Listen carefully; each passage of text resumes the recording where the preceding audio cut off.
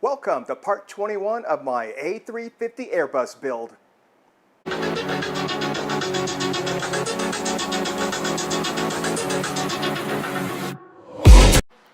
If you want to build this Airbus for yourself, subscribe to the channel because I will be making the files for the molds available only for one day after I finish with the build. I will announce the day the files will be available in one of my upcoming videos. So if you want the free files, they will be only available for one day after the build, so subscribe. Hello, in this video you will see how I cut the live hinges in the stab for the elevator. Next you will see how I cut in the servo hatches and control horns on the elevator. Then I will add more of the livery. You will also see how I make the back half of the Airbus removable. Without further ado, let's get started.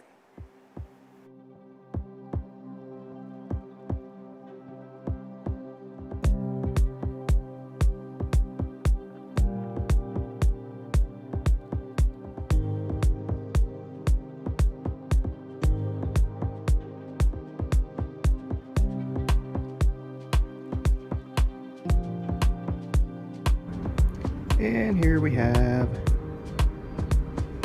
stab and elevator cut in.